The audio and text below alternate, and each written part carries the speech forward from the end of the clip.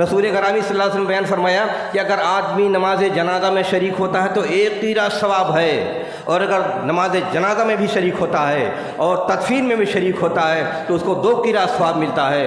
रसूल करामी सल्लल्लाहु अलैहि वसल्लम से पूछा गया कि अल्लाह के रसूल क़ीरात क्या है, तो कहा उहुद पहाड़ के बराबर क़ीरात है। यानी कि जनाजे में शरीक हुए तो उतना सवाब मिलेगा जितना बड़ा उहुद पहाड़ है।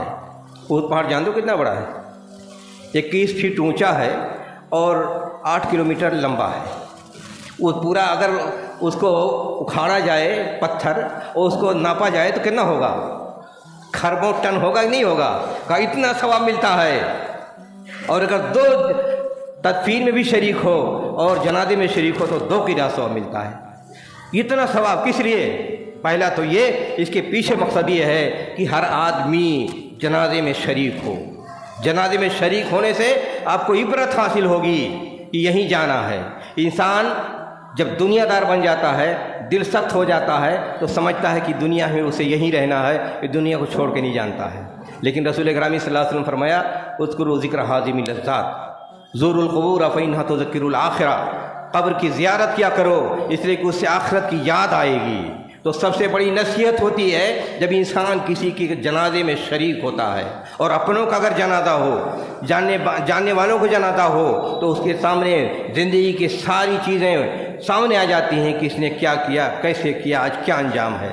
इंसान जब दुनिया कूच करके जाता है कुछ लेके जाता है, कुछ नहीं लेके जाता, तो ये सब इबरत हासिल होती है।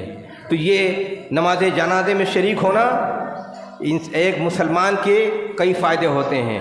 सबसे पहले ये कि उसको इबरत हासिल होती है आखिरत की। दूसरा ये कि उसको इतना बड़ा सवाब मिलता है जो तसव्वुर नहीं कर सकता इंसान। आप बताओ, एक इंसान अगर एक नमाज जनाजा में इखलास से शरीक होता है और उहुद पहाड़ के बराबर सवाब मिलता है, ज़्यादा से ज़्यादा आपको कितना मिलेगा? नमाज जनाजा कितना देरी में पढ़ी जाती है? 2 मिनट। 2 मिनट में अगर आप खुलूस दिल के साथ शरीक हो जाएं तो इतना सवाब मिलता है जितना बड़ा उहुद पहाड़ है। दुनिया में ऐसी कमाई कोई कर सकता है? दुनिया में इतनी बड़ी कोई कमाई कर सकता है कि 2 मिनट में इतना सवाब हज़ारों लाखों अरबों खरबों टन के बराबर सवाब मिल जाए? लेकिन अल्लाह ताला ने अपने मुसलमान बंदों के लिए इतना इंतज़ाम किया है कि अगर सवाब कमाना चाहो तो उसकी लिमिट नहीं, उसकी हद नहीं।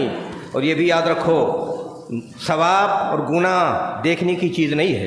देख सकता है कोई, महसूस कर सकता है कोई, लेकिन आखिरत में तौला भी जाएगा, गिना भी जाएगा। अल्लाह ताला दिखाएंगे, देखो तुमने कितना सवाब कमाया है, और दिखाएंगे तुम्हारे सवाब का वज़न कितना है। वो वहाँ पर आखिरत में देखेंगे।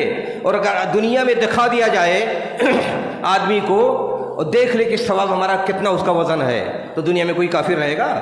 एक काफिर दुनिया में बाकी नहीं रहेगा।